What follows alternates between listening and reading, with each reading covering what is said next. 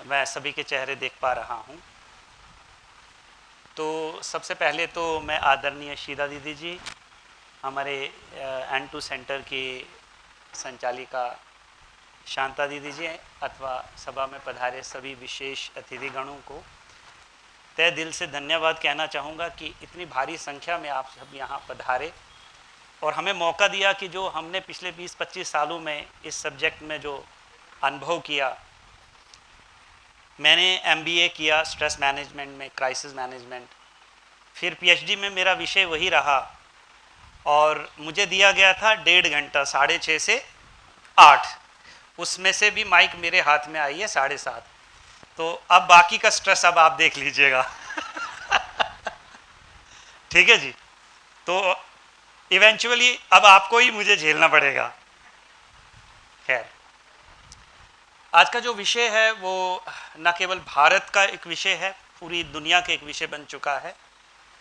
हम लोग अभी भी इस विषय में प्रवेश तो कर चुके हैं। स्ट्रेस का तो काफ़ी माहौल हमारे देश में भी है, लेकिन आपकी जानकारी के लिए मैं बताऊं कि भारत में जितनी भी एंटी डिप्रेशन मेडिसिन बनती है उसका 85% जो है वो एक्सपर्ट होता है। वो सारा जो एक्सपर्ट होता है वो सारे विकसित देशों में होता है। अमेरिका, जापान, स्वीडन, ऐसे जितने बड़े बड़े देश हैं उन सभी देशों में हो रहा है। और वहाँ की जो सिचुएशन है, उस सिचुएशन को हैंडल करने के लिए सरकार को भी समझ में नहीं आ रहा है कि हम क्या करें। आप इमेजिन नहीं कर सकते, अमेरिका अपने GDP का 0.45% जो $बिलियन होता है केवल स्ट्रेस मैनेजमेंट के ऊपर जो है खर्च कर रहा है। और ये महामारी अगर उन विकसित देशों में है तो सोचिए हमारा भारत तो कितना गरीब देश है। एक बेसिक सा सवाल आप सबसे मैं पूछूंगा। देखिए, एक बार हम एक ऑर्गेनाइजेशन में गए तो किसी साहब ने हमसे पूछा कि Kotwal ji, how you make sure that the audience is listening you. आप कैसे मेक श्योर कर लेते कि पब्लिक में बैठे हुए लोग आपको सुन रहे हैं। तो मैंने कहा साहब हमारे पास एक लिसनिंग टेस्ट है। तो बोले वो कौन सा टेस्ट है? कि बीच बीच में हम सवाल पूछ लेते हैं, उस सवाल से ही पता चल जाता है कि आप मेरे साथ जुड़े हुए हैं या कुर्सी से जुड़े हुए हैं खाली। ठीक है। तो सबसे पहले मैं आप सबसे निवेदन करूंगा कि आप सब लोग अपने हाथ ऐसे कर लीजिए। अभी ये वाली जो फिंगर है इसको सेपरेट कर लीजिए दोनों हाथों के। ठीक है, सेपरेट हो गए। अभी ये 3 फिंगर्स जो है ना इनको फोल्ड कर लीजिए और ये बाकी ऐसे रहने दीजिए। ठीक है। अब धीरे से इसको यहां पे लेके आइए और थोड़ा सा धक्का दीजिए ऐसे। अभी अगले 1 घंटे ऐसे मुस्कुराते मेरे सामने रहना है। ठीक है। क्यों? मुझे ना कॉन्स्टिपेशन वाला फेस बिल्कुल पसंद नहीं है। और जैसे कि साहब बता रहे थे कि टीचिंग प्रोफेशन में सबसे ज्यादा स्ट्रेस है, रीजन मल्टीपल हैं, उसी की चर्चा करेंगे। आपकी दुखती हुई नस के ऊपर ही हाथ रखेंगे और दूसरों की नहीं रखेंगे हम। ठीक है। तो कुछ बेसिक चीजें मैं आपके सामने शेयर करने वाला हूं जो मैंने MBA में सीखा। मैं आपको वो 1 घंटे में नहीं बता सकता, लेकिन हाँ जरूर उसका सार जरूर आपको बता सकता हूं कि कैसे हम तनाव का प्रबंधन कर सकते हैं। सवाल पूछूं क्या? आप ही की इजाजत लूंगा क्योंकि जवाब तो आपने देना है। हाँ, लेकिन एक चीज हमेशा याद रखिएगा, जवाब आप तब दीजिएगा जब आप उस सवाल को अपने जीवन में करते होंगे। ज्ञान नहीं देना, ज्ञान तो ईश्वर ने मुझे बहुत दे रखा है, आपने वो मुझे जवाब देना जो आप प्रैक्टिकली लाइफ में करते हैं। ठीक है। तो हम नॉलेज एक्सचेंज नहीं करेंगे, आज हम एक्सपीरियंस एक्सचेंज करेंगे। तो जैसे कि हमारा टॉपिक था कि इमोशनल इंटेलिजेंस बहुत जरूरी है, क्योंकि सारा खेल तो भावनाओं का ही है ना। और जब भावनाओं का फ्लो हमारे कंट्रोल से बाहर हो जाता है तो फिर हम भावनाओं के अब उस जो प्रभाव है उसके अंदर जो है बहने लग जाते हैं। मैं आपके सामने एक छोटा सा सीन रखता हूं। मुझे आपकी से मेंटल हेल्थ को चेक करना है, बट इससे पहले कि आपकी मेंटल हेल्थ को चेक करूं, एक छोटा सा सवाल आपसे पूछना चाहता हूं। आप में से कितने लोग हैं जिनको सच में स्ट्रेस होता है? हाथ उठाइए।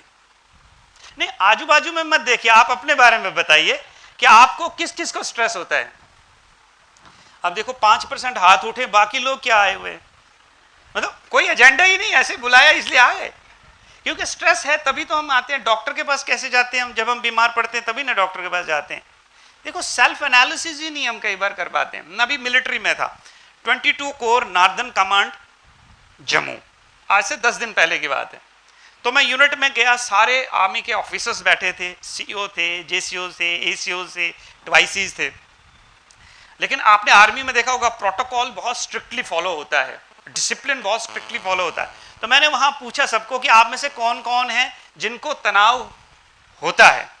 सबने हाथ उठाया, केवल एक सीईओ को छोड़ करके, जो उनके कमांडिंग ऑफिसर थे, उन्होंने हाथ नहीं उठाया।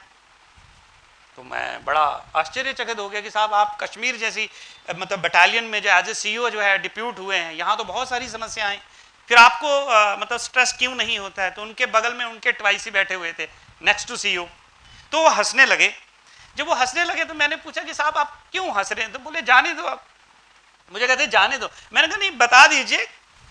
बोले साहब को स्ट्रेस कहां से होगा, ये तो बांटते हैं ना दूसरों को, तो इनको कहां से स्ट्रेस होगा? अच्छा जिनको होता उन्होंने हाथ उठाया, बाकी वाले सब बांटने वाले हैं क्या? तो फिर हाथ क्यों नहीं उठाया? मैं एक कंपनी में था, मैं प्रैक्टिकली बात बताता हूं आपको। सारे डिपार्टमेंट हेड्स बैठे थे। मैंने उनसे को पूछा, क्योंकि डिपार्टमेंट हेड करना माना सिरदर्दी है, ठीक है? तो वहां भी सबको पूछा मैंने कि आप में से कौन कौन है जिनका अपनी पत्नी के साथ कभी झगड़ा नहीं होता? क्योंकि झगड़े में भी तो स्ट्रेस होता है ना।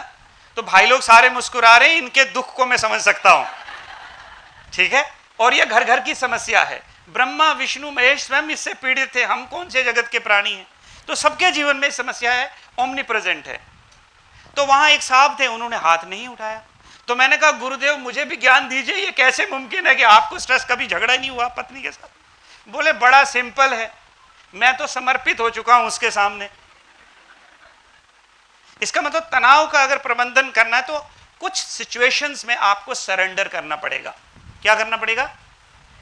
लेकिन आप सरेंडर नहीं कर पाएंगे। क्योंकि मेरे पास अभी कम समय है तो मैं इसको थोड़ा सा कलेक्टिवली इसको कवर करने की कोशिश करूंगा। आप सरेंडर नहीं करेंगे। पूछे क्यों? क्योंकि जब आप सरेंडर करने जाएंगे तो तीन चीजें, तीन ताकतें हैं जो आपको रोकेंगी और आपको सरेंडर नहीं करने देंगे, and it will make your life hell.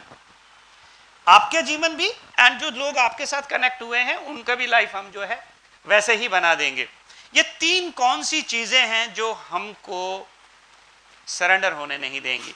Whether you are in a professional life, you are in a personal life, you are in a social life, you are in any life, including the spiritual life, unless आप let down नहीं करेंगे, give up नहीं करेंगे, withdrawal नहीं show करेंगे, आप stress से कभी नहीं बच सकते हैं।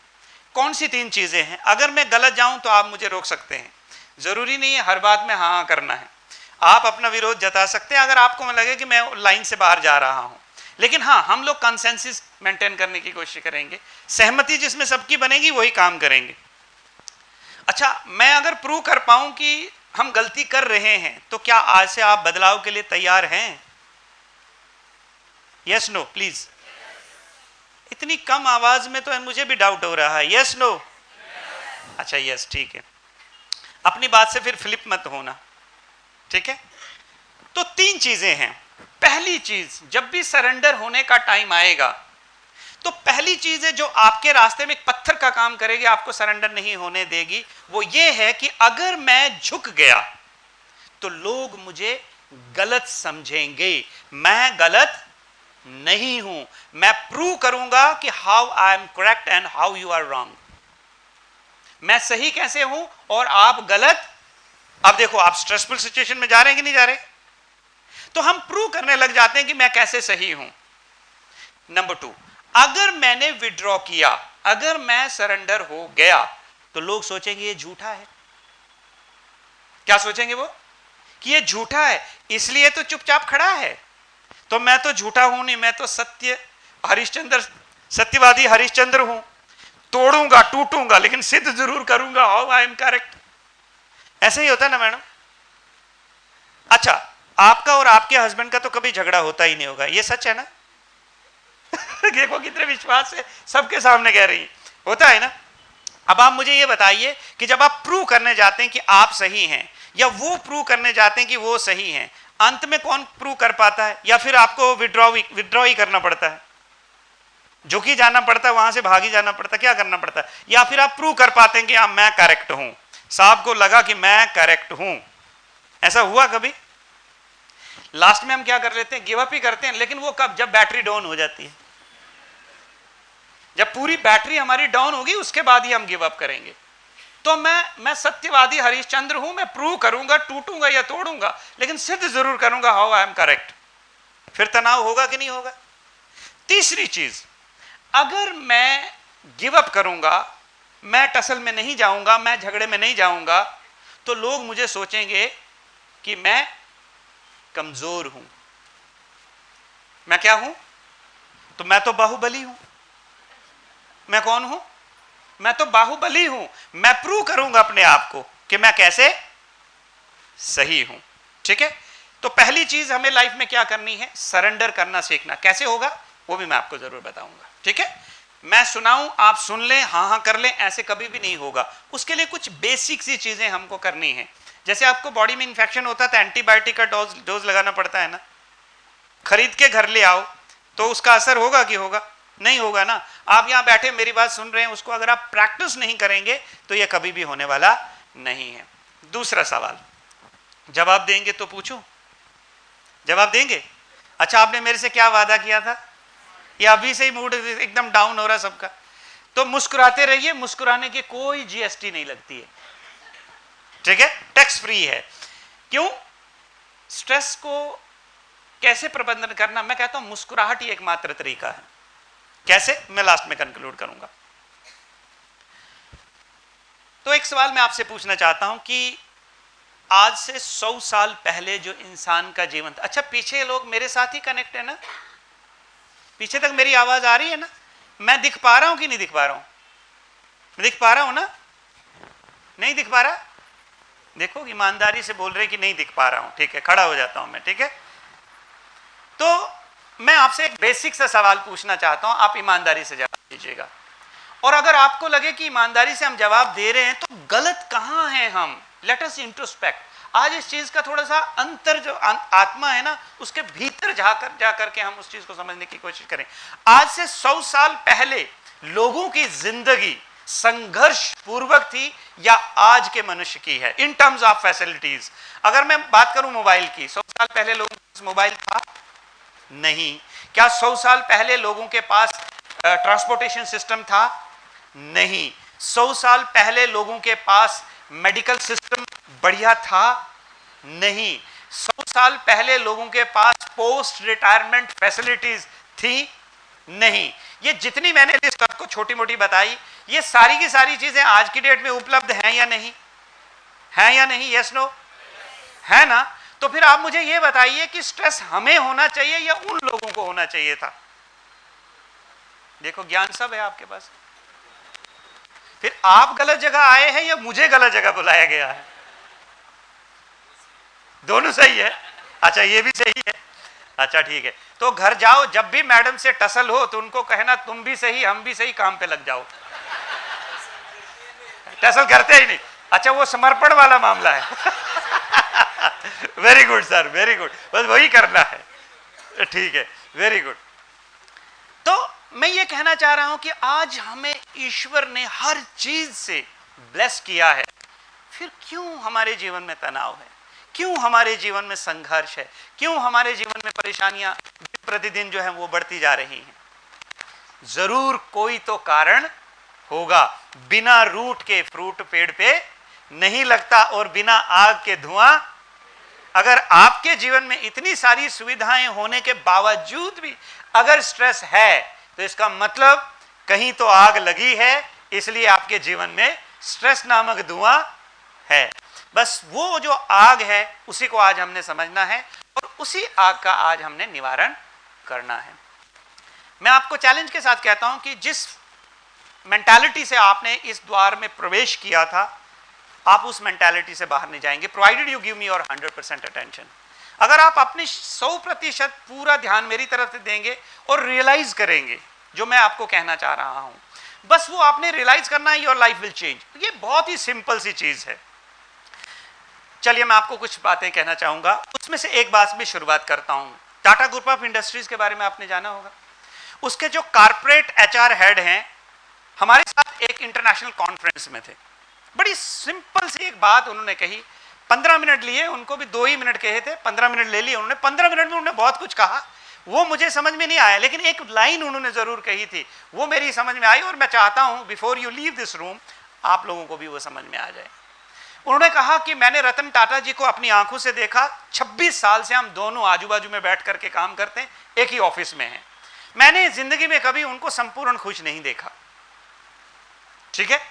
और उनकी जीवन जो उन्होंने दूसरों के लिए पूरा जीवन अपना जो है इन्वेस्ट कर लिया, उनको देखने के बाद और यहां इस कॉन्फ्रेंस में आने के बाद 3 दिन में मुझे सिर्फ एक चीज समझ में आई है, और मैं चाहता हूं कि मैं उसको यहां से लेके जा रहा हूं और आप लोग भी यहां से जरूर लेके जाएं।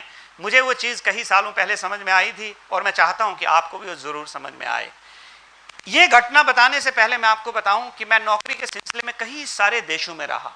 मैंने इस जगत के बहुत बड़े बड़े अमीर से लेकर गरीब से लेकर रोडपति, करोड़पति और हर पत्नी के पति, हर प्रकार के व्यक्ति को देख लिया है, लेकिन जीवन में लोगों के कभी भी शांति और सुख नहीं है। प्रैक्टिकली अनुभव बताता हूं, more than 5000 people face to face मैंने काउंसलिंग किया अपने पूरे काउंसलिंग कैरियर के अंदर। नॉट ओनली लोगों की, जो काउंसलर्स हैं, जो स्पीकर्स हैं, उनकी भी काउंसलिंग करी है। फैक्ट बताता हूं, मेरे पास एक लेडी आई, उन्होंने मुझे कहा मैं 26 साल काउंसलिंग के प्रोफेशन में, तो मैडम फिर आप मेरे पास क्यों आए? बोले मैं दूसरों की कर सकती हूं, खुद की नहीं कर पा रही हूं, इसलिए आपके पास आई हूं। तो मैं इससे पहले कहां था? नहीं, मैं इससे पहले कहां था? हाँ जी, हाँ, इसका मतलब ध्यान से सुन रहे हैं, ठीक है, ध्यान से सुन रहे हैं। तो वो स्टेज पे गए, बड़ी सुंदर एक लाइन कही उन्होंने कि इतना तो जीना भी नहीं जितना हम मरे जा रहे हैं। And I want you all to carry this line before you leave this room. इससे पहले कि आप इस रूम से बाहर जाएं, इस लाइन को जिंदगी में हमेशा याद रखना कि इतना तो जीना भी नहीं जितना हम मरे जा रहे हैं। हस्बैंड को भी नौकरी करनी है, वाइफ को भी करनी है, बच्चों की जिंदगी दांव पे लगानी है। अब वो बच्चा जिसने मां और पापा का प्यार नहीं पाया, जब वो बड़ा होगा आपको स्ट्रेस देगा या सुख देगा? देखो सब मालूम है, करना वही है। मतलब ज्ञान की कमी नहीं है, we all are flooded with information. WhatsApp university, Facebook university और पता नहीं कौन कौन सी बलाएं हैं, सब ज्ञान बांट रहे हैं। और सुबह आप व्हाट्सएप खोलो ना अपना, तो हजारों ज्ञानी मुरारी बापू आपको अच्छे से अच्छे जो है कोट भेजते हैं, लेकिन उनकी लाइफ में वो कोट कहीं काम करते। तो एक चीज याद रखना कि इतना तो जीना भी नहीं जितना हम मरे जा रहे हैं। पहली चीज ये आपने कैरी करनी है। अब सवाल ये पैदा होता है कि अगर तनाव हो रहा है तो कुछ तो, वो लाइट बंद हो सकती है क्या? हाँ, फिर दिखेगा सब। कुछ बेसिक से कारण हैं जो मैं आपको बताना चाहता हूं। कारण ये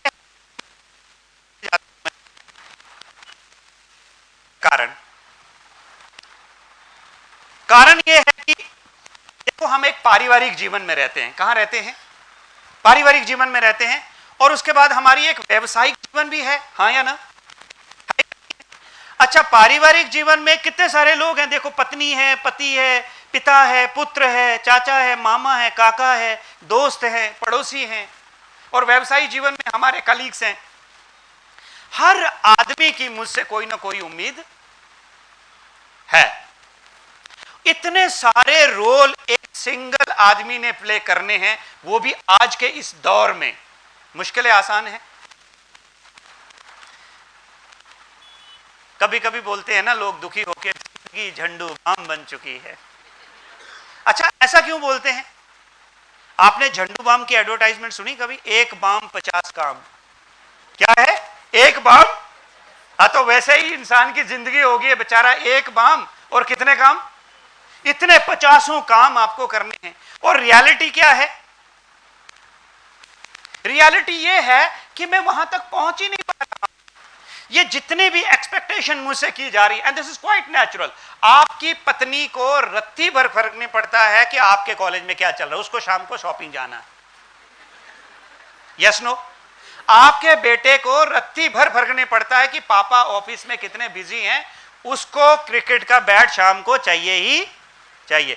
आपकी रिश्तेदारों को ये रत्ती भर फर्क नहीं पड़ता है कि आप किस समस्या से जूझ रहे हैं, उनको आपकी शादी में प्रेजेंस चाहिए ही चाहिए। तो जिंदगी झंडू बाम जैसे नहीं है फिर?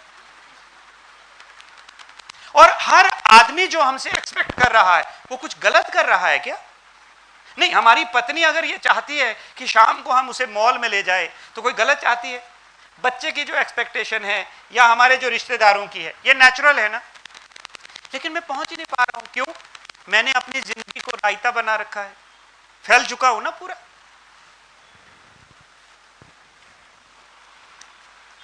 सॉरी, थोड़ी खांसी है, उसकी वजह से पानी पीना पड़ रहा है। तो जब ये रियलिटी और जो हमारी एक्सपेक्टेशन जब ये मीट नहीं होती है ना, तो एक सिचुएशन क्रिएट होती है, स्ट्रेसफुल सिचुएशन। एक तनाव पूर्वक एक ऐसी स्थिति बन जाती है कि हम उस सिचुएशन को हैंडल नहीं करते, खुद भी एग्रेसिव हो जाते हैं, सिचुएशन भी एग्रेसिव बना लेते हैं और आसपास का जो माहौल है उसको भी खराब कर लेते हैं। और फिर ये कहते हैं कि तुम लोग जिंदगी में मुझे कभी समझ नहीं पाओगे। मैंने अपनी सारी सॉरी दूसरी माइक मुझे देना।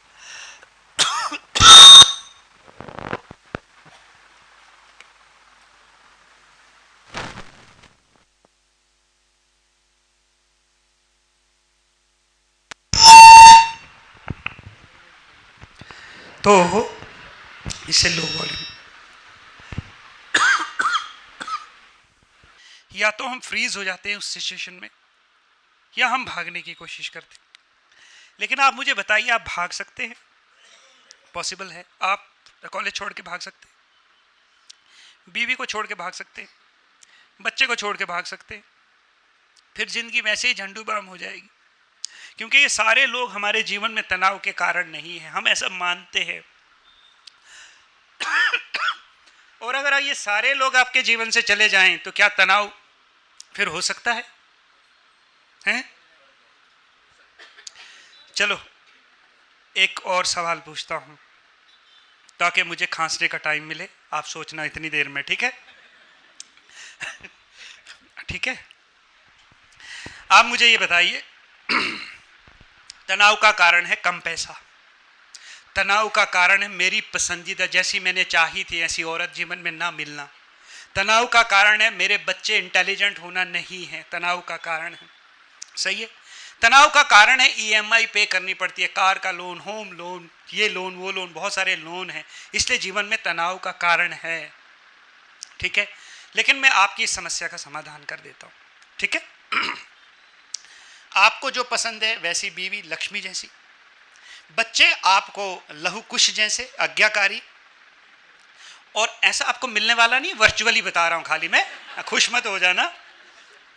और बच्चे आपके वैसे लहू कुश जैसे, और आपके अकाउंट में 10,000 करोड़ हम डलवा दें, ऐसा हम करने वाले नहीं, मैं बोल रहा हूं खाली 10,000 करोड़ आपके बैंक में बैलेंस डलवा देते हैं, दुनिया की बेहतर से बेहतर गाड़ी आपके आंगन के सामने, ठीक है?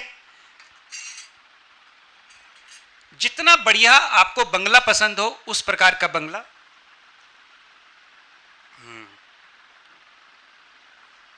अभी ठीक होगा, बंगला, गाड़ी, गोल्फ कोर्स, बाहर स्विमिंग पूल, 4-5 नौकर चाकर, सोने का झूला, बैंक बैलेंस में 40-50 हजार करोड़, नौकर चाकर, एक रिमोट कंट्रोल, बटन दबाओ, सब कुछ हाजिर, ठीक है? अलादीन का चिराग, सब कुछ आपको दे देते हैं। क्या ये सारी सुविधाएं अगर आपके जीवन में आ जाएं, प्रैक्टिकली अगर ऐसा हो जाए, तो ईमानदारी से जवाब दीजिएगा, क्या फिर भी तनाव हो सकता है जीवन में? भगवान, अब आपका मैं क्या करूं फिर? इतना कुछ तो कर डाला, फिर भी बोलते तनाव होगा ही होगा। यस, होगा, because we all want to play with our life. हम अपने जीवन के साथ खेलना जानते हैं, उसके साथ खिलवाड़ कर रहे हैं, और जो भी हमारे साथ हो रहा है ये हमारे खुद के कृत्यों का ही तो प्रोडक्ट है। And I tell you one more thing, being a teacher, all of you, मैं आपके सामने बहुत छोटा हूं, मैं टीचर नहीं हूं, ठीक है? आप सब लोग टीचर हैं, कभी कभी एमबीए के बच्चों को पढ़ा लेता हूं शौकिया तौर पर, है, ठीक है?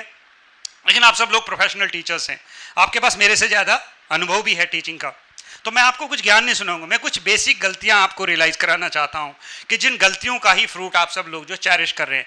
We all cherish what we wish in our life and we all regret what we wish in our life. हमको एक शादी नहीं हो रही थी, हमको शादी चाहिए थी, पत्नी आई, जिंदगी खराब हो गई, फिर हमको लगा कि चलो पत्नी से कुछ सुख ने मिला, बच्चे पैदा कर लिए। शुरू में तो छोटे छोटे थे, अच्छे लगे, अभी वो उनकी वजह से आप परेशान हैं। फिर हमको लगा जिनकी नौकरी लगी उनकी लॉटरी लगी, मेरी कब लगेगी। नौकरी लगी, उसके बाद बॉस जो है बड़ा अग्रेसिव मिला, हमको लगा ये प्रिंसिपल बड़ा परेशान करता है हमको। बता रहे थे साहब अभी, है ना, कब छुटकारा मिलेगा, मैं कब प्रिंसिपल बनूंगी या बनूंगा। सही है साहब। और फिर बनने के बाद समझ में आया मेरे को डिमोट ही करते तो ज्यादा ही ठीक था। बराबर है। ये मैं आपको प्रैक्टिकली फैक्ट बता रहा हूँ, डीन की बात बता रहा हूँ, I all India institute of management के। उसने कहा जब मैं डीन बना तब मुझे समझ में आया कि मेरा दीन और धर्म दोनों चले गए। ठीक है, अभी मेरे पास पोस्ट पोजीशन है लेकिन आई एम नॉट पीसफुल। ठीक है, एंड मैं अपना दुखड़ा भी किसी को नहीं सुना सकता हूँ। तो इसका मतलब यह है कि जो बेसिक सी चीजें हैं वो हमको लाइफ में करनी है। हमने अपने इमोशंस को कंट्रोल करने की कोशिश करनी है। जैसे साहब बोलने की कोशिश कर रहे थे, मेरे पास टाइम बहुत कम है इसलिए मैं थोड़ा फास्ट गति में जाऊंगा। पहला कारण जो जीवन में तनाव का है हमारा, वो हमने बताया एक्सपेक्टेशन। जितनी कम एक्सपेक्टेशन आप रिश्तों में रखेंगे उतना जीवन आपका सुखद होगा। वरना बीवी तो राम को भी ढंग की कहां मिली थी, कहा था ना लाइन से बाहर, फिर भी चली गई। हमारी जाति तो क्या करते,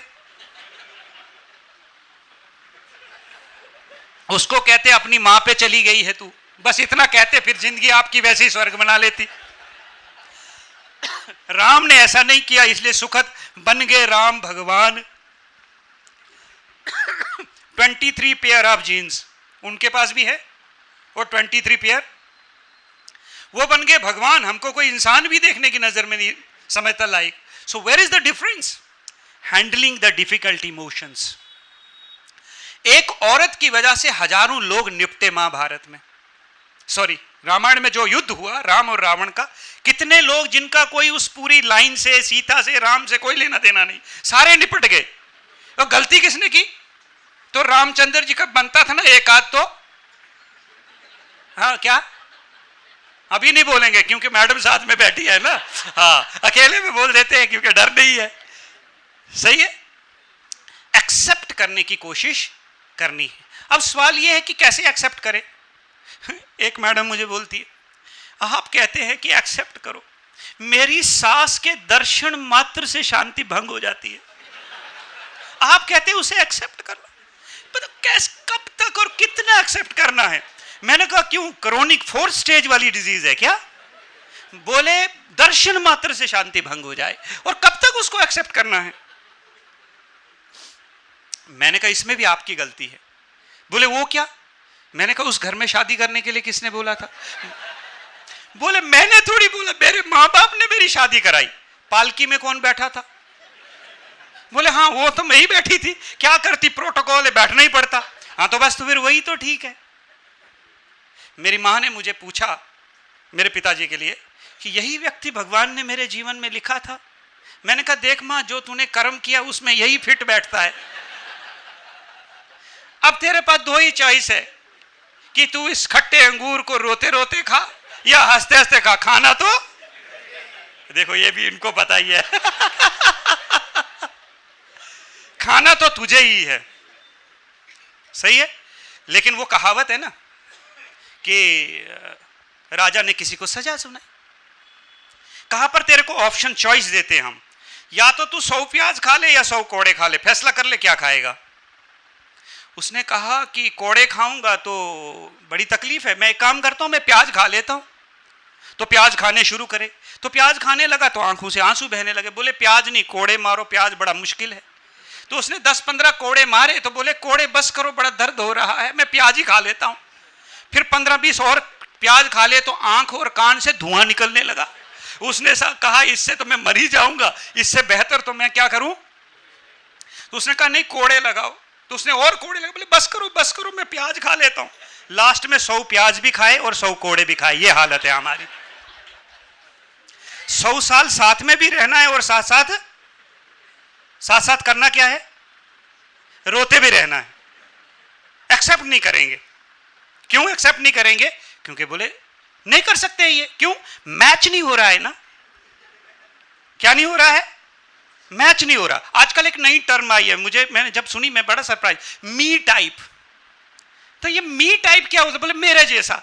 पर तू कौन सा ब्रह्मा है धरती का कि तेरे जैसा ही कोई दुनिया में होना चाहिए, कि सारा ब्रह्मांड तुम्हारे जैसा हो। ये क्या होता है मी टाइप। इस दुनिया में श्री राम को भी मी टाइप नहीं मिली थी, इसलिए घर जाना, पति को समझाना कि अगर राम को नहीं मिली तुमको नहीं मिली, जो हूं जैसी हूं मेरे को एक्सेप्ट कर लो। मेरे फादर ने एक बार रात को गुस्सा आया, राजपूत संस्कार है, मेरे को रात को 12 बजे घर से निकाला। मैं फैक्ट बता रहा हूं आपको, ठीक है। जब उन्होंने मुझे घर से निकाला तो मैं, मतलब मेरी किस्मत इतनी अच्छी थी कि मैं ब्रह्मा कुमारी से जुड़ा था, बगल में सेंटर था, इसलिए आश्रय मिल गया। तो रात को मैं सेंटर पे चला गया। मैंने सोचा अभी अगले 2 दिन में घर नहीं जाऊंगा, तो 2 दिन घर नहीं गया। पिताजी की सुबह उतर चुकी थी, अब उनको एहसास हुआ कि भाई रात को गड़बड़ हो गई, ठीक है। एक बार मैं उनको दुबई लेके गया, मैंने कहा पिताजी अभी आप रिटायर हो चुके हैं तो आप आइए, थोड़ा सा एक नए कल्चर में आइए मेरे पास। ही एग्रीड, और मैं उनको लेके गया तो हमने राजयोग शुरू किया वहाँ। मैंने कहा अभी मेरे पास और कोई दिन के पास कोई डिस्ट्रैक्शन है ही नहीं, तो राजयोग शुरू किया। तो राजयोग के पहले सत्र में उन्होंने मुझसे दोनों हाथ जोड़ करके माफ़ी मांगी कि बेटा मुझे माफ़ कर दे मेरे उस कर्म के लिए। मैंने कहा कौन सा कर्म पिताजी? बोले मैंने तुम्हें रात को 12 बजे एक दिन नहीं निकाला था। मैंने कहा मुझे याद नहीं। बोले कैसे? मैंने कहा याद रख करके दिमाग खराब करना अपना, जिसने किया उसका तो हो ही रहा है, पर जिसको किया उसकी तो चॉइस है कि नहीं है। आप कहते हैं कि लोग हमें दुख देते हैं, यह सच्चाई है, लोग हमें दुख देते हैं।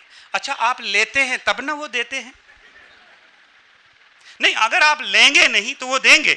जैसे अगर मैं आपको ये पकड़ाऊं, आप लेंगे तभी ना हम देंगे, और अगर आप नहीं लेंगे तो ये मेरे पास ही रहेगा ना।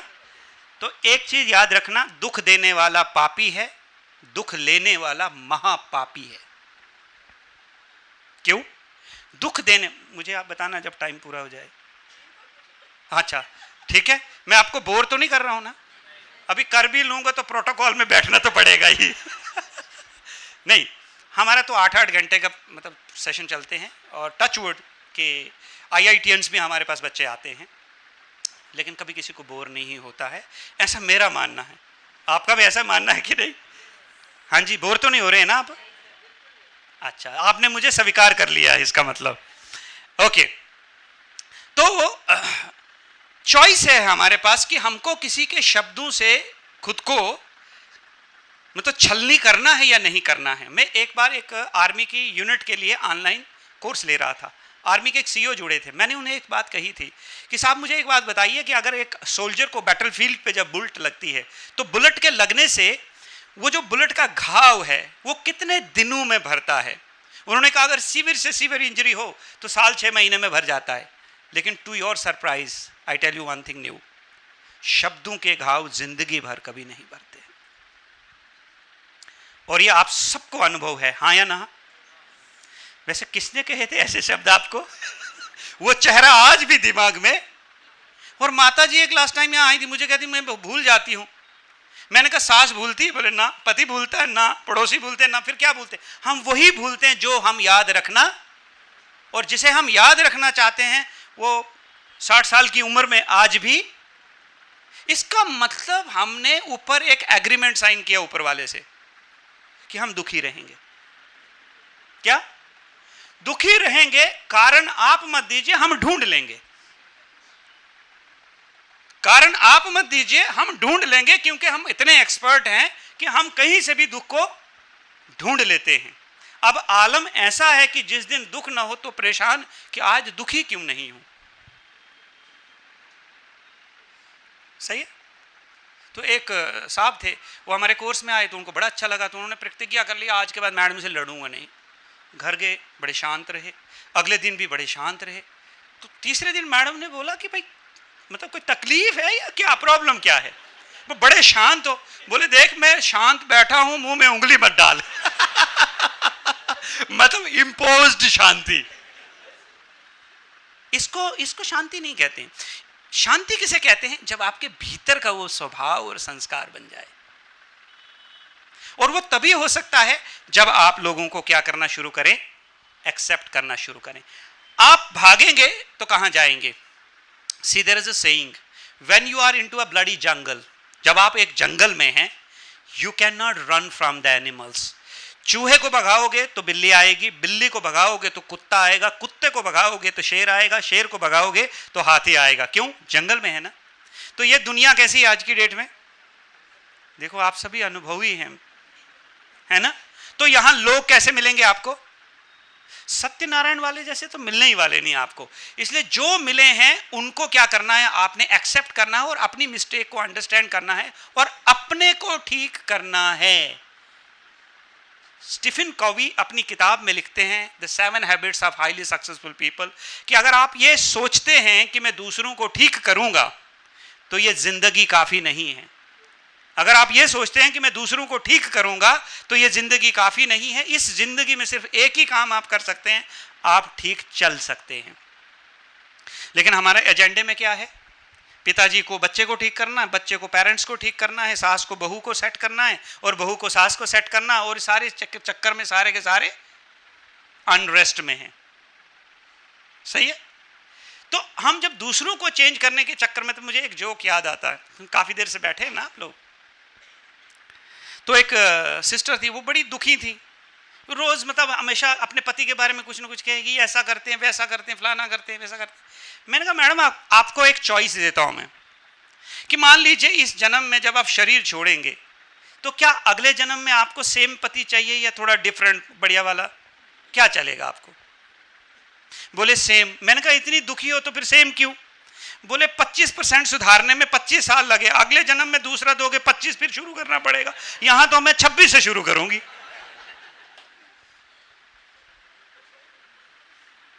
क्यों सर? ऐसा ही है ना।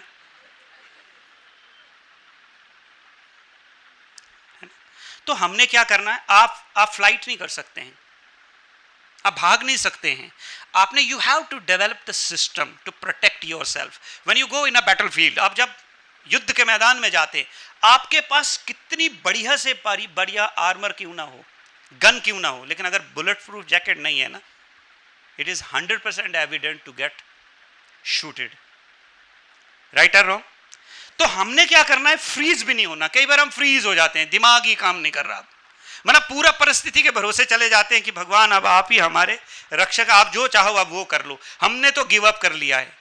वो भी चलने वाला नहीं है। When you are into a professional life, being a teacher, you can not freeze yourself. आप ये नहीं कह सकते मैं घर नहीं चलाऊंगी, मैं स्कूल नहीं चलाऊंगी, मेरे पास इतनी सारी responsibility. You have to carry everything. आपको सबको साथ लेके चलना है, और वो साथ लेके चलने के लिए you need to learn the art. वो कला सीखनी पड़ेगी। आप देखो एक रस्सी पे चलना, एक रस्सी पे चलना कितना मुश्किल है ना, लेकिन वो रस्सी पे चलने वाले के लिए मुश्किल नहीं है। How come? प्रैक्टिस। और कहावत बनी, प्रैक्टिस मेक्स अ मैन। गलत। Practice makes a man only permanent, not perfect. Only a perfect practice makes a man perfect. सिर्फ आप प्रैक्टिस करो, गलत करो तो भी परमानेंट, अच्छी करो तो भी परमानेंट। सिर्फ आपको क्या करना है? प्रैक्टिस करने की कोशिश करनी कि कैसे हम कर सकते हैं। दूसरा बड़ा कारण तनाव का टीचिंग प्रोफेशन में इज योर वर्कलोड। काम। मेरा ऐसा निजी मानना है कि अगर हर आदमी एक ऑर्गेनाइजेशन में, that organisation could be your family even, right, अगर हर आदमी अपना काम कमिटमेंट के साथ अगर करे तो वर्कलोड नाम की कोई चीज नहीं है। इट्स अ बिहेवियरल लोड, कि अगर एक टीचर ने दूसरे के बारे में कुछ कहा तो जब तक उसको हम सेट नहीं करेंगे तब तक वो लोड हमारे दिमाग में। तो काम का लोड है या बिहेवियरल लोड हुआ? है या नहीं? और अगर हर आदमी, लेकिन एक चीज मैं आपको बताता हूं, जब भी कोई भी आदमी किसी ऑर्गेनाइजेशन को ज्वाइन करता है ना, तो बड़ा कमिटेड होता है, डेडिकेटेड होता है। फिर आजू बाजू देखने लगता है, उसको लगता है ये 2 पंच 1 लंच और उसमें टंच रहता, तू काहे को सिरदर्दी लेके पाल रहा है ना? 2 पंच माना पंच इन पंच आउट, 1 लंच और उसमें, तो तू काहे को भैया ऐसी टेंशन ले रहा? तेरे से दुनिया थोड़ी बदलने वाली। तो फिर हम भी उनके जैसे बन जाते, और फिर ये कारवां जब बढ़ता जाता है तो स्ट्रेस सब में डिवाइड होने लगता है। काम तनाव नहीं है, काम से जुड़ी हुई चीजें जो ना वो तनाव क्रिएट करती हैं। आप में से कौन कौन है जो टीचर हैं? बाय द वे आप टीचर हैं। मैडम आपके हस्बैंड भी जॉब करते हैं? अच्छा, सुबह एक ही टाइम पे दोनों फ्लाइट लेते हैं, है ना? दोनों घर से एक ही टाइम में निकलते हैं ना? तो साहब आपको पूछते हैं मेरा मोजा कहाँ रख दिया, मेरी बेल्ट नहीं मिल रही है, मेरे जूते नहीं मिल रहे हैं, आप बोलते हैं मैं घर की मालकिन हूँ या नौकरानी हूँ, तुम्हारे जूते, तुम्हारा पर्स, तुम्हारा वॉलेट, ये सारा मेरा काम है या तुम्हारा? वो बोलता है भाई शादी की है तो किस लिए भाई, जब मोजे भी मैंने ध्यान रखना तो तुम क्या करोगी? लेकिन you should respect every individual, because every individual has their own individual existence, और अगर आप उसकी रिस्पेक्ट करते हैं तो you should do your personal things. अभी देखना ये मैड में सारी घर जाके कुछ याद न रहे, लेकिन ये पॉइंट अपने हस्बैंड को जरूर सुनाएंगे कि वह क्या सीखा है, वह यही सीखा कि अपनी सारी चीजें। तो मैं यही कहना चाहता हूं कि वर्कलोड नहीं है, हम इनडिसिप्लिन हो जाते हैं और उस इनडिसिप्लिन के कारण जो है लोड क्रिएट होता है। बहन जी आपने मुझे क्या कहा था, फोन किया आपने, आप कहा कि क्या कर रहे हैं, मैंने कहा मैं कपड़े धो रहा हूं, यही कहा था ना? तो आपने बोला आपकी सिस्टर है, मदर है, भाभियां, तो आप क्यों धो रहे?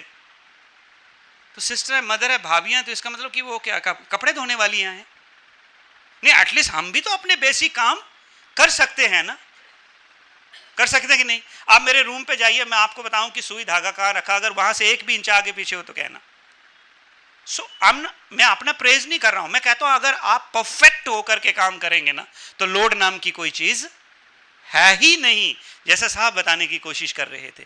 प्रैक्टिस कीजिए कल से, आप जब भी आप ऑफिस से आए, आप पर्स अपनी बिल्कुल सही जगह रखें, जूता सही जगह रखें, कपड़े सही जगह उतारें, छाता अपनी जगह रखें। आप देखिए आपका आधे से ज्यादा काम जो है वैसे फिनिश हो जाएगा। मेरे एक कलीग थे, उनका पता क्या काम था?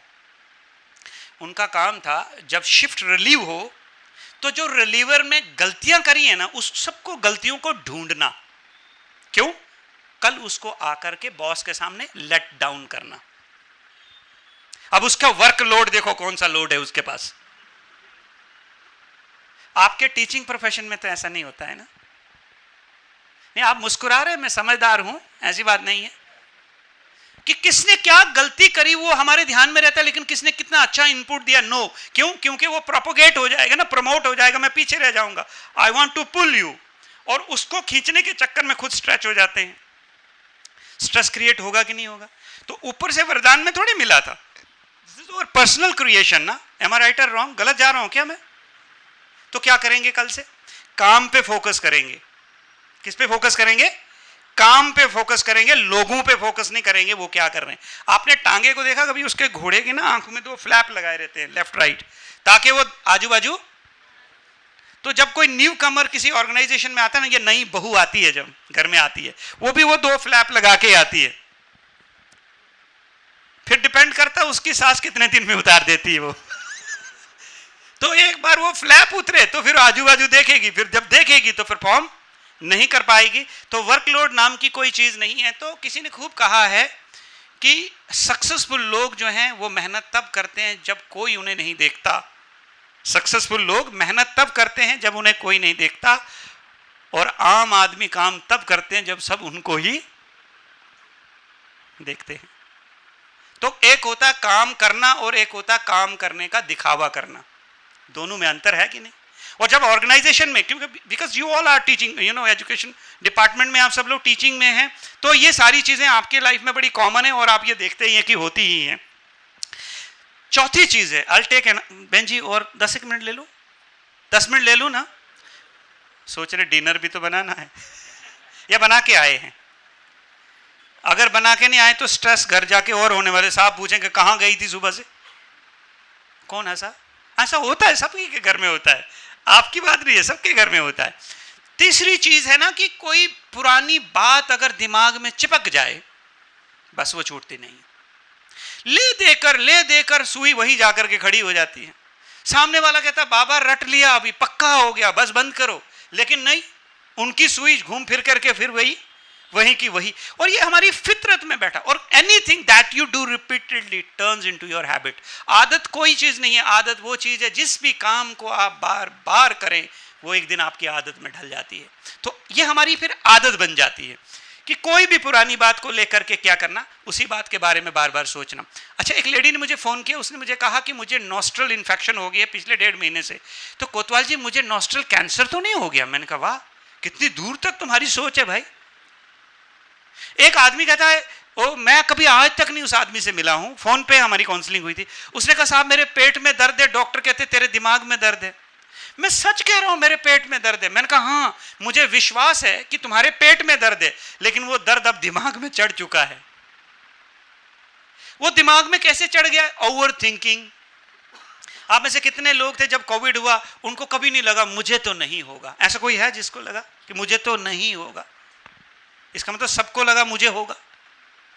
आप देखो कितनी हमारी चीप टेंडेंसी है कि हम नेगेटिविटी की तरह कैसे डाइवर्ट हो जाते हैं। बिकॉज प्रैक्टिस है ना, हमारी प्रैक्टिस है। यहां देखो इस लाइन में अगर मान लो देखो कितनी सारी टाइलें लगी हुई है, 50 टाइलें लगी, एक उखाड़ लूं ना तो 49 पे ध्यान नहीं जाएगा। कहां जाएगा? ये कहां गई होगी, किसने तोड़ी होगी, कैसे लोग कितने दिनों से अभी तक लगाई नहीं, मतलब उसका कोई लेना देना नहीं, लेकिन दिमाग फिर भी, ये आदत की बात है सारी। तो उस आदत से बचने के लिए हमने क्या करना है? सब्स्टिट्यूट। तो स्पिरिचुअलिटी एक ऐसा मात्र तरीका है जिससे आप अपने आप को डाइवर्ट कर सकते हैं। I am telling my own experience. मेरे को कोविड में 2 बार कोविड हुआ था, मैं अभी भी आपके सामने हूं। कैसे? मेरे को जब कोविड हुआ तो मैंने भगवान की फोटो सामने लगाई, मैंने कहा देखो प्रभु इधर हैं तो भी आप ही के मामले में हैं, और उधर आए तो भी आप ही के मामले में रहने वाले हैं। अपना तो उधर भी मामला ठीक है, इधर भी मामला ठीक है, आप देख लो कि आपको हमारा मामला कहां ठीक लग रहा है। ठीक है जी, समझ में आया? इसलिए हम यहां हैं। तो एक साहब थे, उन्होंने 4-4 मास्क पहन लिए, उनकी बेटी डॉक्टर है, मुझे फोन करती है कि आप बात करो मेरे पिताजी शरीर छोड़ने वाले हैं। अच्छा, जब भी कोविड जस्ट स्टार्ट होने वाला था ना, 3-3 मास्क लगा करके वो मेरे साथ रेलवे स्टेशन पे किसी को रिसीव करने आए थे। ये हमारी जो फितरत है ना एक्स्ट्रा थिंकिंग की, तो वह एक्स्ट्रा थिंकिंग हमारी बैटरी डिस्चार्ज कर लेती है। और जब बैटरी डिस्चार्ज हो जाती है फिर छोटी मोटी परिस्थिति आती है तो हैंडल कर पाते हैं आप? नहीं कर पाते ना। तो आपकी परिस्थितियां बड़ी नहीं है, आपकी तैयारी उसके अगेंस्ट में बहुत छोटी है। बस अपनी तैयारी को बढ़ाओ। टाइम कम है इसलिए मैं थोड़ा सा फास्ट जाऊंगा। सबसे बड़ी चीज है हमारा ये एटीट्यूड। मैं आपको इस एटीट्यूड और बिहेवियर के विशेष साइकिल के बारे में बताना चाहता हूं, and I want you all to carry this cycle before you leave this room. सबसे मूल कारण जो संबंध बिगाड़ता है ना, वो है मेरा दूसरे के प्रति मानसिकता, जिसको आप एटीट्यूड बोलते हैं।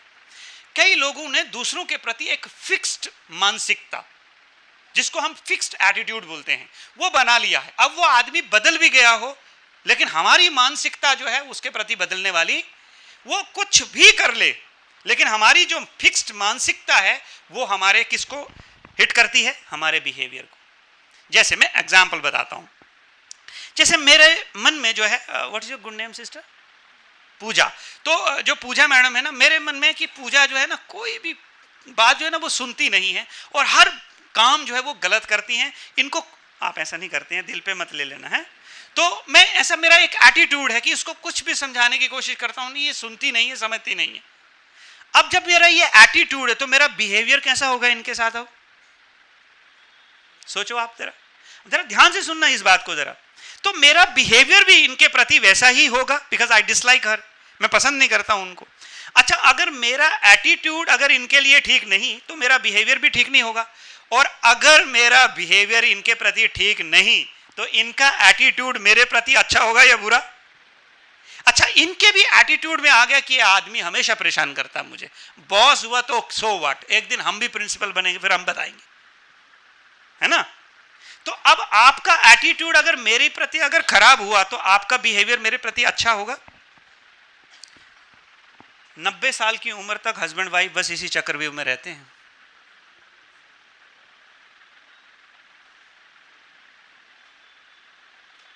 कहेगा तुम कभी नहीं बदलोगी, पूरी अपनी मां पे गई हो, घर छोड़ा लेकिन आदतें ना गई तेरी। मतलब वो घर छोड़ा लेकिन क्या नहीं गया? एक बार ये बोल के देखो जरा, फिर देखो उसका बिहेवियर आपके प्रति कैसा होता है। आप अपने जूनियर को कुछ कह दो, फिर देखो उसका एटीट्यूड। मैं ये नहीं कहता हूं कि आपको कहना नहीं, आपको कहना है, समय, वातावरण और व्यक्ति का मानसिक अवस्था ये देख करके कहना है। वरना मैं आज की डेट में आपको बताऊं कि जितने भी यंगस्टर्स हैं उनके पास 5% टॉलरेंस नहीं है, सुसाइड करने के लिए ज़्यादा सोचते नहीं हैं। एंड हमने देखा है, रियल लाइफ में देखा है, प्रैक्टिकली देखा है। इसलिए अगर आपकी इमोशनल इंटेलिजेंस अगर वीक है तो आप बिहेवियर में कुछ भी कर लेंगे, मुंह से कुछ भी कर लेंगे, और अगर आपने कह दिया तो फिर एक दिन आपको उसका कॉन्सिक्वेंस जो है वो ज़रूर झेलना पड़ेगा। समय के अभाव के कारण अभी मैं लास्ट में जाता हूँ कंक्लूजन में। करना क्या है? तो करना ये है कि सबसे पहली चीज़ है कि आप जिन लोगों के बीच में रहते हैं, प्रोफेशनल लाइफ है आपकी, पर्सनल लाइफ है या सोशल लाइफ है, पहली चीज़ है आप उन्हें एक्सेप्ट करना शुरू कीजिए। इस जहां में किसी को मुकम्मल जहां नहीं मिलता, जो मिला है ईश्वर की कृपा मान करके आप उसे एक्सेप्ट कर लीजिए। मैं एक एग्जांपल देता हूँ फास्ट। हमारे यहाँ पर फार्म हाउस में एक लड़का काम करता, लड़का नहीं, is a old man, rather उसकी उम्र जो है 55 साल होगी। मैंने उसको कहा कि हाँ, उसकी पत्नी मेरे पास आई, उसने कहा कि मनोज भाई आप दुनिया की काउंसलिंग करते हैं, ये मेरे पति की क्यों नहीं करते, इसकी भी करो ना, इसने मेरी ज़िंदगी बड़ी ख़राब कर रखी, मारता है, दारू पीता है, रोज़ पीटता है। मैंने उसको बुलाया, मैंने कहा हर सिंह तुम ऐसा क्यों करते हो, तुम्हारी अर्धांगिनी है, पत्नी है, you should respect him. Gujarati में बोलता है, गुजराती समझ में आती है आपको? साहब तमने नहीं खबर, बहुत बेकार औरत बहरीच है। बोला आपको नहीं पता, बहुत बेकार औरत है। मैंने कहा हाँ मुझे कहाँ मालूम है, मालूम तो आप ही को है। ओके, 2 साल के बाद उसको कैंसर हो गया, ठीक है, और उसका ट्रीटमेंट सूरत में चलने लगा। एक डॉक्टर से बात करके वो ट्रीटमेंट, मैं शॉर्ट में बताता हूँ, हर वीकेंड पे उसको कीमो लेने के लिए सूरत जाना पड़ता था। वही पागल औरत जिसको वो झापड़ मारता था वो उसके साथ जाती थी।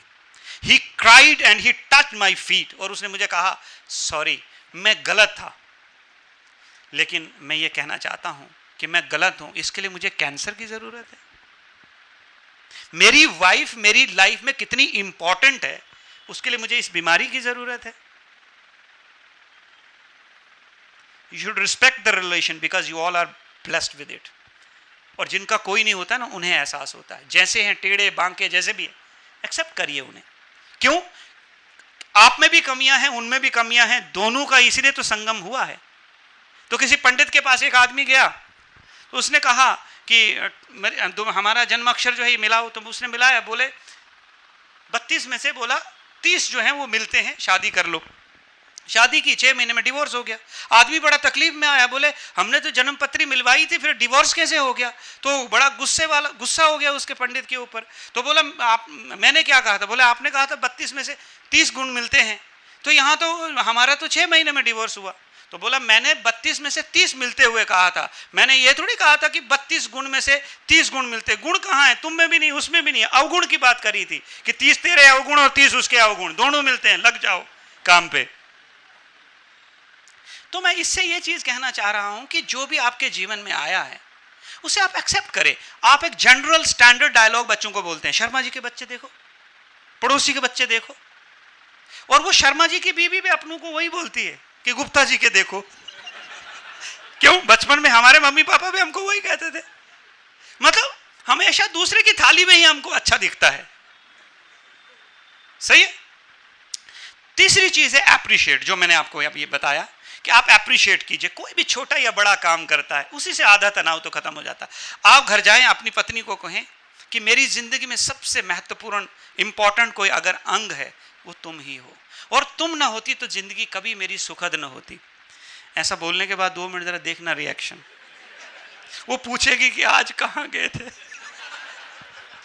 मैं फैक्ट बताता हूँ, ये एक अजंता फार्मा शायद यहाँ भी है, तो उसके टेक्निकल हेड जो हैं उनकी वाइफ हमारे पास आती थी। अच्छा आप सब लोग एंजॉय कर रहे हैं या घड़ी देख रहे हैं? देखो बहन जी, सब नहीं, कोई नहीं देख रहे। हाँ जी, वो मुझे मालूम, इसीलिए तो पूछा। तो उसके टेक्निकल हेड उनकी वाइफ जो है हमारे पास आती थी काउंसलिंग के लिए। तो एक दिन मेरा प्रोग्राम था अजंता में, तो उसने मुझे शाम को फ़ोन किया कि सर मेरे हस्बैंड भी कल आपके प्रोग्राम में, ज़रा ध्यान रखना सर, बड़े एग्रेसिव हैं वो। तो मैंने कहा अच्छा ठीक है कोई बात नहीं। तो मैं जब गया तो वो आए स्टेज पे मेरे से मिलने, बोला मैं पिंकी का हस्बैंड हूँ। तो मैंने नहीं बोला कि नहीं मुझे मालूम है, उसने मुझे बताया है। तो मैंने कहा अच्छा ओके। तो बस वही एक पॉइंट था उसमें भी। तो हमने कहा कि अप्रिशिएट करना है। अब वो घर गए, उन्होंने मन बना लिया कि आज जाकर मैं उसको ज़रूर अप्रिशिएट करूँगा। तो वो घर गए होंगे, तो उन्होंने बोला Pinky thank you and sorry. तो पिंकी ने पूछा thank you for what and sorry for what? बोला thank you for being into my life, मेरे जीवन में आने के लिए थैंक यू, और जो भी तेरे साथ बदतमीजियां की उसके लिए सॉरी। उसने मेरे को फोन किया, बोले 25 साल से इसको मैं कितना समझाने की कोशिश कर रही हूं, आधे घंटे में आपने क्या सुनाया जो सॉरी और थैंक यू बोला, वो भी इसके जैसा आदमी बोले जो कभी ना बदलने वाला। नो, मैं आपको एक चीज बताना, सिंपल सी साइकोलॉजी है हमारी, वी ऑल लाइक एप्रिसिएशन, से यस नो। अगर आपके हस्बैंड बस इतना बोल देना कि तूने तो अपना पूरा जीवन इस परिवार को दिया, मैं कहता हूं वही आदमी वही हार्ट अटैक से चला जाए। सच कर, एप्रिसिएशन हर आदमी को चाहिए। हम नहीं करते, हम कहते ज्यादा अगर उसकी एप्रिसिएशन करूंगा ना तो सिर पे चढ़ जाएगी, और उधर भी मामला वही है। और फिर जिंदगी भर हम झगड़ते रहेंगे, और फिर मरने के टाइम बोलेंगे, मरने के बाद बोलेंगे बहुत अच्छी थी, अब निकल गई, अब क्या फायदा। मैडम हंस रहे हैं, ऐसा ही होता है, सब जगह ऐसा ही होता है, ठीक है। सो आप करके देखिए एक बार। मैं पता है क्या, मुझे कॉन्स्टिपेशन वाला फेस पसंद नहीं ना, इसलिए मैं जोकिंगली चीजें बता, but that doesn't mean you don't take me seriously, ठीक है। अदरवाइज हमारे जो रिश्ते हैं ना जो हमने पाए हैं वो भी फिसलने में ज्यादा देरी नहीं लगी। आज न्यूक्लियर फैमिलीज क्यों बनती जा रही है? Nobody appreciates anybody. बोला पत्नी काम कर रही, कौन सा बड़ा काम कर रही, इसलिए तो आई। हस्बैंड है नौकरी कर रहा, कौन कर रहे? वो शर्मा गुप्ता, वर्मा, पटेल, पाटिल सब कर रहे, तुम कर रहे, कौन सा बड़ा काम कर रहे भाई? सही है। तो मैंने फादर को पूछा कि आपने कैसे शुरू की? बोले तेरी माँ ने कभी भी मेरी जिंदगी में मुझे अप्रिशिएट नहीं किया, ये पीने के बाद वो भी नहीं चाहिए। अपनी दुनिया में रहता हूं फिर मैं, दैट्स नॉट द वे ना। अच्छा, लास्ट है अपॉलॉजी। बताया गलती हो जाए सॉरी। मैं कहता हूं सॉरी इतना चीप हो गया है कि दिल से नहीं लोग बोलते हैं अब, और सामने वाले को सॉरी में भी हर्ट होता है अब आजकल तो, कि भाई ये एटीट्यूडनल जो है सॉरी है। तो सिंपल सा तो शब्द है, I am sorry. Sorry for what? Anything that you have caused, जो भी आपने किया। आज घर जाके एक बार प्रैक्टिस करके देखिए। मैं कहता हूं आपको ऑन ग्राउंड अगर आपको अन्य चीजें दिखें तो आप कहना मुझे। And we do this. आप में से कितने लोग हैं जो रिक्शा में बैठे हैं पिछले 1-1.5 महीने में? आप बैठी हैं ना, आप भी बैठे हैं। मैडम आपने रिक्शे वाले को थैंक यू बोला? सच बोलना, नहीं तो मैं रिक्शे वाले से पूछूंगा फिर। Hardly we do this, do you agree me? We hardly do this. क्यों? उसका काम है ना। लेकिन हम ऐसा नहीं करते क्योंकि हमारी प्रैक्टिस है ये चीजों की, ठीक है। आप रिक्शे वाले को खाली थैंक यू बोलो, you are doing the great job. कौन लेके आया था मेरे को अभी गाड़ी में? कोई एक भाई लेके आया था, तो मैं उतरते उनको थैंक यू बोला। जैसे थैंक यू बोला तो उनके चेहरे पे जो मुस्कुराहट थी, I could feel that. It doesn't cost anything, पैसे नहीं लगते इसके साथ। तो लाइफ जो है ना, छोटी छोटी चीजों से जो है आप ब्यूटीफुल बना सकते हैं, लेकिन वो छोटी छोटी चीजें हमें करनी नहीं आती, इसलिए लाइफ हमारी जो है वो हेल हो जाती है। लेकिन अब आपको मैं कंक्लूडिंग 2 मिनट में ये कहना चाहूंगा कि मेरी बातें सुनने में बड़ी अच्छी लगती हैं, but it is very difficult to do unless you have extra fitting, and that extra fitting is spiritual wisdom. जब तक हमारे अंदर आध्यात्मिक विवेक नहीं होगा तब तक आप अपने इमोशंस को कभी भी कंट्रोल नहीं कर सकते। And this is my 25 years this journey experience. हमने राजपूत परिवार में जन्म लिया, बाय बर्थ एग्रेसिव होते हैं। आज मैं आपको उपदेश दे रहा हूं तो ऐसे नहीं हुआ है, हमने खुद पे काम किया है, और वो भी स्पिरिचुअल मार्ग पे चलने के बाद, और उससे ये लाइफ में एक्सपीरियंस किया कि how you can make your relationship very beautiful. हम 3 भाई हैं, एक ही घर में एक ही छत के नीचे रहते हैं। Where is the difference?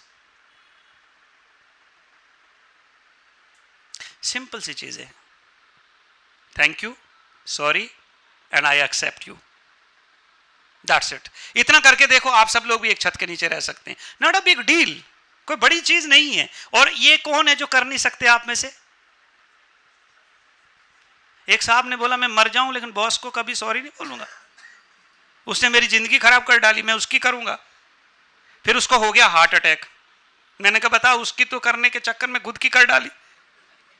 मैं फैक्ट बता रहा हूं। बड़ौदा हार्ट इंस्टीट्यूट में उसको देखने गया मैं, जिंदगी और मौत के बीच में जूझ रहा। क्या पाया 10 सालों में आपने इस रिलेशनशिप में? What is your output? तो थोड़ा समय निकालना है आपने, इतना तो जीना भी नहीं जितना हम मरे जा रहे हैं। थोड़ा समय अपने लिए निकालिए, थोड़ा स्पिरिचुअल प्रोस्पेक्टिव पे काम कीजिए। मैं बेट लगा के कहता हूं अगर जिंदगी रिफॉर्म ना हुई तो हम ये काम छोड़ देंगे। बस सिर्फ आपने सुनना नहीं है, जो सुना है उसको इंप्लीमेंट करना है। अब स्पिरिचुअलिटी क्या है? कोतवाल जी हम मंदिर जाते हैं, मस्जिद जाते हैं, पूजा करते हैं, व्रत रखते हैं, ये स्पिरिचुअलिटी नहीं है। No, this is not spirituality, this is rituality. ये सिर्फ रिवाज है। Anything that transform your behaviour in your nature is called spirituality.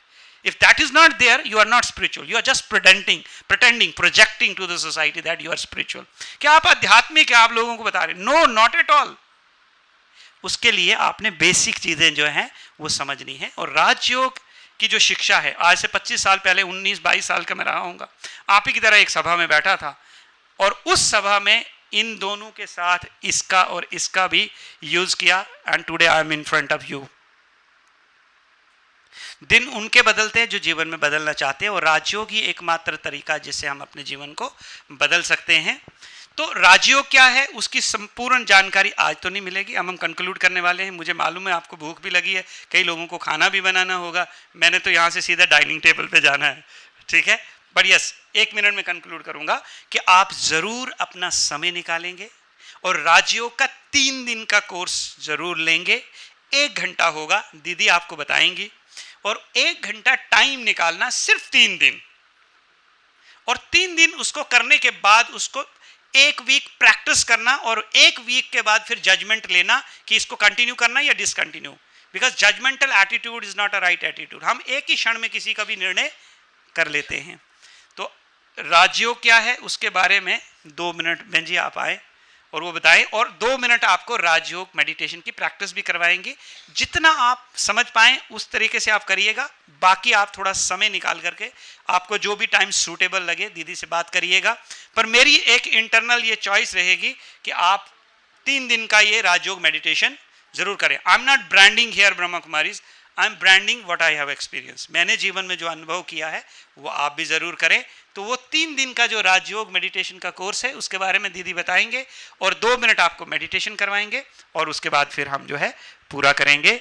Om Shanti, धन्यवाद।